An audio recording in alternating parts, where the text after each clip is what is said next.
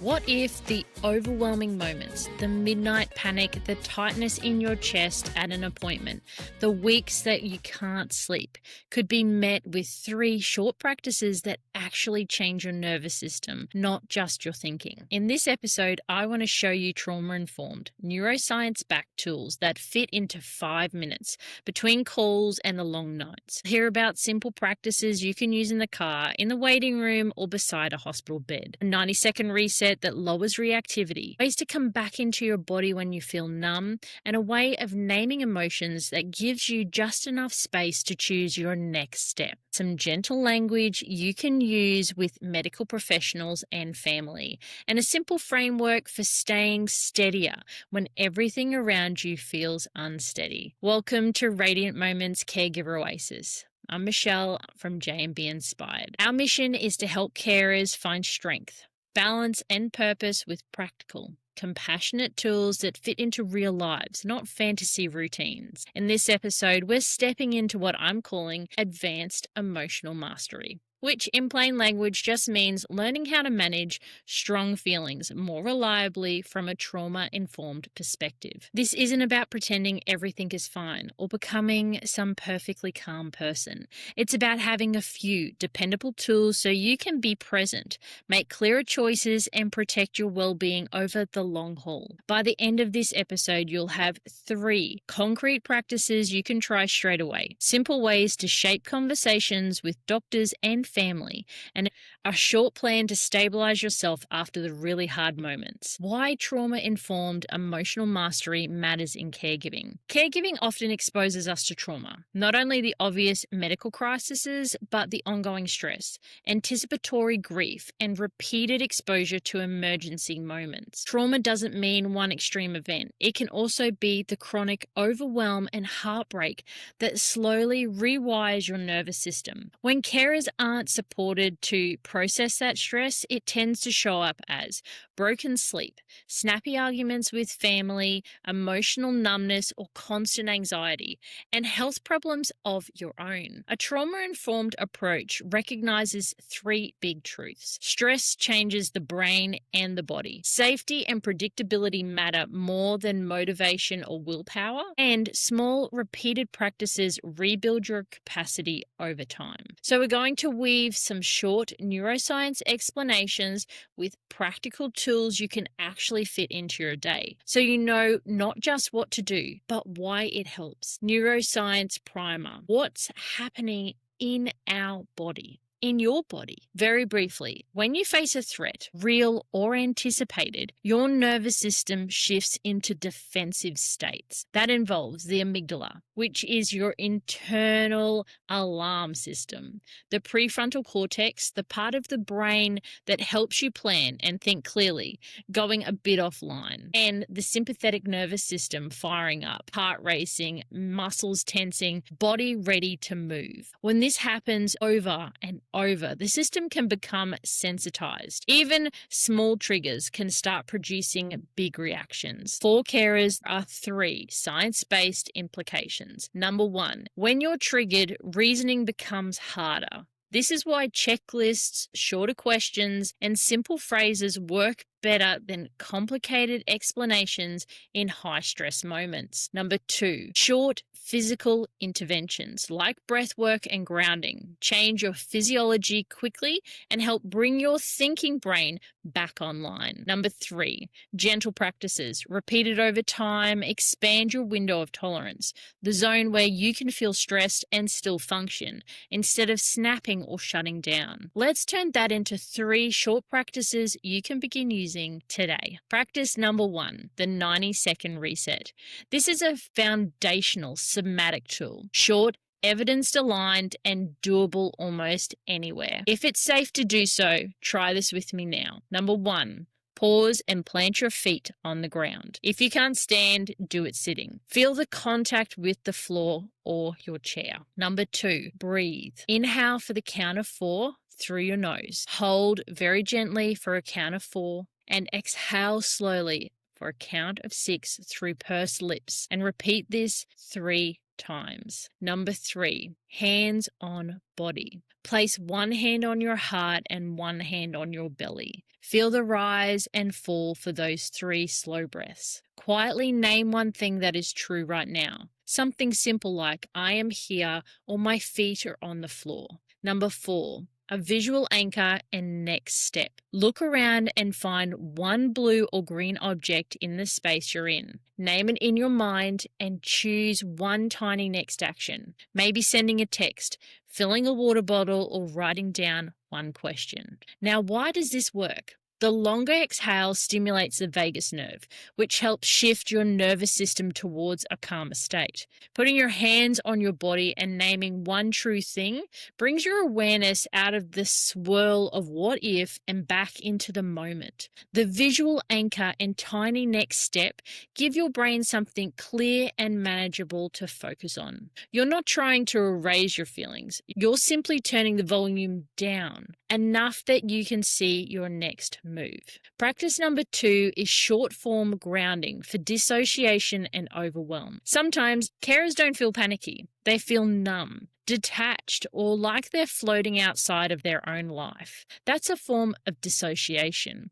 Your nervous system's way of saying, this is way too much. Grounding is the antidote. It gently brings you back into your body and into the present. Here's a simple sensory countdown you can use in 60 to 90 seconds. Number 1, name 5 things you can see. Look around and list them in your mind or quietly out loud. Number 2, name 4 things you can physically touch. Your chair, your clothes, a mug, the steering wheel. Number 3, name 3 sounds you can hear near or far away. Birds, cars, a machine. Number 4, name 2 smells or 2 safe sensations. Maybe your hand cream, fresh air, or the feeling of your feet on the floor. And number 5, name 1 thing you can taste. A sip of water, a mint, or just notice the taste already in your mouth. This simple sequence brings your attention back from future catastrophes or old memories and re-anchors you in your body right here. It's especially helpful if you feel spacey, disconnected, or like your mind is flooded with what ifs. Practice 3. Micro emotion labeling and externalizing. Another powerful tool is naming what you're feeling. It sounds overly simple, but research shows that putting emotions into words can help reduce the intensity of the amygdala's alarm and support your thinking brain to re-engage. I'd like you to try this as a 30-second practice. First, notice the dominant feeling. It might be anger, fear, sadness, guilt, or something else. In your mind or quietly out loud, say, I notice anger right now, or I notice fear right now. Add a non-judgmental detail. I notice fear that I'll miss something important, or I notice anger that I'm doing this alone. Then name 1 small next action. My next step is to set a 10-minute focus block to handle medical emails. Or my next step is to drink some water and then call the clinic. Labeling is not the same as dwelling. You're not spiraling. You're putting a name tag on your inner experience and giving yourself one clear move. Emotion becomes data, not destiny. 4 conversation tools you can use straight away. In this next part, I want to zoom out from your inner world to how you relate to others, especially in stressful conversations. I'm not going to hand you stiff scripts to read word for word, because that usually feels clunky and pulls you out of yourself. Instead, think of these as shapes for conversations, ideas you can translate into your own language, your own culture, your own way of speaking. Number 1, getting a clear plan from medical professionals. One really helpful habit is to finish appointments by bringing the focus down to something concrete. You can gently steer the conversation back to 2 things. 1 practical action you're meant to take this week, and 1 clear sign you should watch for that tells you it's working, or that you need to call or seek help. So instead of leaving with 10 different instructions swirling in your head, walk out with a simple do this, and if this happens, respond like this. That's far easier on your nervous system and your memory. You might phrase it however feels natural for you. The heart of it is simple.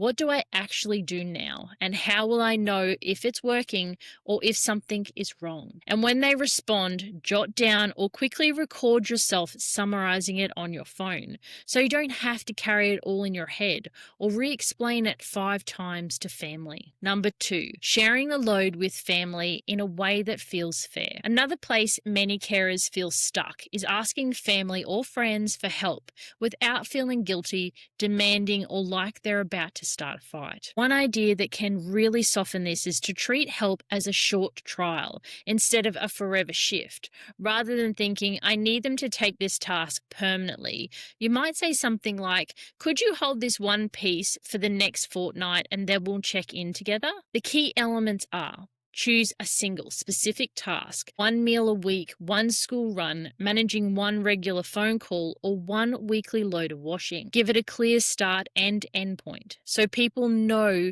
you'll review it, not just hand it over and disappear. This makes sharing the load feel more manageable and less scary for everyone.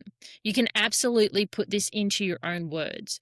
What matters is the shape: 1 clear task, a short time frame, and a check-in at the end. 3, keeping cultural rituals and traditions in the plan. If your family has traditional remedies, food, spiritual practices, or rituals that are important to you, it's very common to feel torn between those and what the medical team is recommending. Rather than hiding those practices or feeling like you must give them up completely, you can name them calmly and invite the team to help you make them safe. You might briefly explain what you do at home. For example, a particular tea, fasting period, blessing before procedures, or a way you care for the body, and then ask for guidance on safety, timing, and interactions with medications or current treatments or recommended treatments. Spirit of the conversation is, this matters to us, and can you help us do this in a way that works alongside the treatment? This shifts the dynamic away from either culture or medicine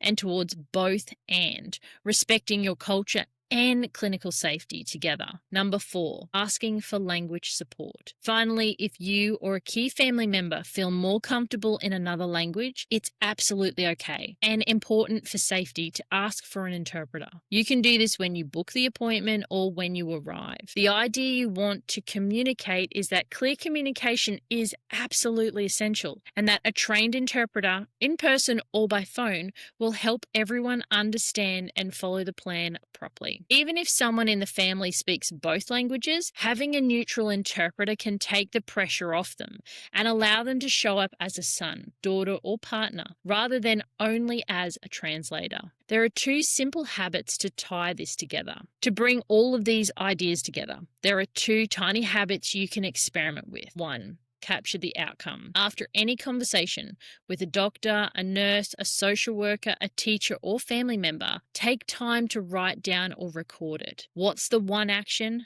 What's the one sign to watch for? Who agreed to do what? Number 2, share once clearly. Send that brief summary or voice memo to the people who need to know. That way, you're not retelling the story over and over and hoping you remember it the same way each time. You don't have to use any of my phrases exactly. Take what resonates, shape it in your own words, your own culture, and let it evolve. Even choosing one conversation this week to approach with a little more clarity and curiosity is a powerful act of emotional mastery in your caregiving. Trauma-informed care in everyday caregiving. When we talk about trauma-informed care, it can sound very clinical and far away from the kitchen table, the car park, or the hospital corridor where your life is actually happening. In simple terms, trauma-informed care is about reducing harm and increasing safety, emotional and physical, in how we interact. It sits on 5 practical principles: safety, trustworthiness, choice, collaboration, and empowerment. Let's look at what each of these might look like in your everyday caregiving. Number 1, safety makes things more predictable. Your nervous system feels safer when it has some idea of what's coming. That's true for you, and it's true for the person you care for. In practice, safety might look like having a simple if this, then that plan. What you'll do if pain strikes, breathing changes, or behavior escalates. Keeping key information in one place instead of scattered across paperwork, apps, and your memory. Letting your loved one know in broad strokes what the day or the outing will look like. This can be as simple as a note or a calendar on the fridge with the plan for the week, a list of emergency numbers saved as favorites in your phone, a one-page plan in your bag for how you respond to certain symptoms or crises. You're not trying to control everything. You're creating enough predictability that your body doesn't have to live in constant red alert. Number 2, trustworthiness. Ask for honesty and clarity. Trust builds when what people say and what they do line up. With medical professionals, you can support this by gently asking questions like, why this step and why now? What should we expect over the next few days or weeks? You're inviting them to be transparent about the reason for a recommendation, the likely timeline, and what might change. This doesn't make you difficult. It makes you an informed partner and carer in care. And in your role, trustworthiness might look like following through on what you tell your loved one. Following through on what you tell your loved one as much as you reasonably can. And being honest, following through on what you tell your loved one as much as you reasonably can. And being honest when you don't know something instead of pretending everything is fine. Number 3, choice, protect, pockets of agency. Trauma often involves a loss of control. One of the most healing things you can offer to ourselves and to those we care for is choice, even in small ways. That might look like letting your loved one choose which pajamas they wear, which mug they drink from, or whether they're taking their meds with juice or water. Offering options about visitors. Would you like both aunties to come, just one, or none today? Letting yourself choose too. Tonight, I do have the capacity to cook, or is it a takeaway and early night kind of evening? These choices seem tiny on paper, but they quietly remind everyone involved, I still have some say in my life. That sense of agency is deeply protective. Number 4, collaboration. Work with, not against, your values. Collaborating is about inviting professionals into your world, rather than hiding it and feeling steamrolled by theirs. If you have a cultural ritual, a spiritual practice, or a particular way your family organizes care, you can briefly explain it and then ask the team how to fit it around the plan. You might say things like, this is something we do around meal times or visits that's important to us, or this person in our family usually helps make big decisions. Then you can explore together how to schedule tests or visits around important rituals or prayer times. Adjust routines slightly instead of removing them completely. Make sure the right family members are included in key conversations. Underneath it all is the question, how can we make this work for our values and with clinical safety? That's where true partnership begins. Number 5, empowerment. Notice and build on small wins. Empowerment in a trauma-informed sense is not about being unbreakable. It's about recognizing where you do have influence and building on that. Examples might be, you notice that preparing questions the night before an appointment helps you feel calmer. That's a win. You choose to say, I need a moment to think about that instead of agreeing on the spot. That's a win. You ask for clarification when something doesn't make sense instead of nodding along. That's another win. When you catch these moments, name them to yourself. I advocated clearly today. I protected my limit there. I asked for help instead of pushing through. This is how you quietly reteach your nervous system. I'm not helpless here. I have a voice. These 5 principles, safety, trustworthiness, choice, collaboration, and empowerment, aren't extra homework.